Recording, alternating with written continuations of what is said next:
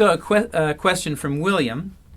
William is asking, how much did I practice? What did I practice when I first started playing? And what is my practice routine now? It's a good question, and it's been one of the aspects of my whole development as a guitar player. I think perhaps largely due to being incredibly lazy as a young man. And I had a little bit of talent that kind of kicked everything into gear. I had kind of a jump start. When I picked up the guitar, I just excelled at it kind of quickly. And I have a good ear, and I like the blues. So it was relatively easy for me to start imitating, the blues guitar players that I liked. Not exactly sounding like them, but even if I tried, but I could hear the notes and I could hear the phrasing. So, it was relatively easy for me to duplicate what I heard. Again, because the music was simple. That's important, listening to simple music, in my case. So I didn't really practice. I listened to guitar players that I liked, and I played the guitar. I listened. I'd try to play what I heard. It wasn't practice exactly, but I played the guitar all the time. That's even more important in a way, to have that instrument in your hands, I think. But eventually, and this is really not until I got into my late teens. I started playing guitar when I was 13. So at about age 18, I got a chord book. And I learned all the jazz chords that I was hearing my favorite jazz guitar players play.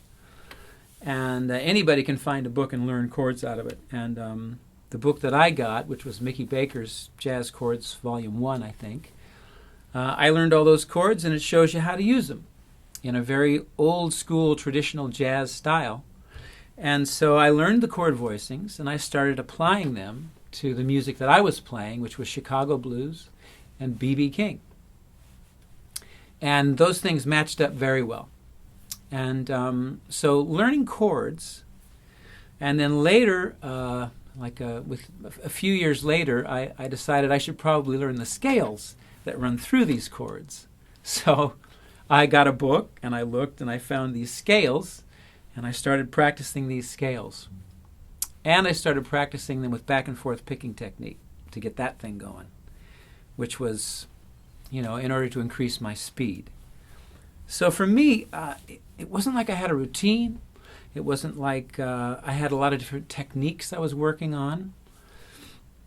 I just listened and played a lot of blues, learned a bunch of chords, learned the scales that run through the chords, and then again, just tried making music out of them. I didn't take licks off of records, and I would listen, and that sounds kind of like this, and I would try to find it, So that hasn't changed. That's the way I've worked my entire life, and I've never been terribly drawn to complex music, to play complex music, like Chick Corea, or a lot of people who, play music with a lot of chords. I stayed away from it. I've stayed closer to simpler forms of music. And instead of trying to develop a million things to play over all these things, I've tried to play music through, whatever form of music I choose, And I rely more on my ear and a melodic sense. And I'll tell you, relying on your ear, not knowing, and actually relying on your ear to try to get someplace, that helps you develop your ear. And for me, that's the number one thing, is developing your ear, to be able to hear what it is that, is being played by someone else. And then be able to reproduce it, So as advice, I would say keep the music kind of simple, enjoy the music that you're playing, and you don't necessarily have to overtax yourself. You need to get a foundation, and that should be accompanied by, a sense of, playing music as opposed to playing a lot of things on the guitar.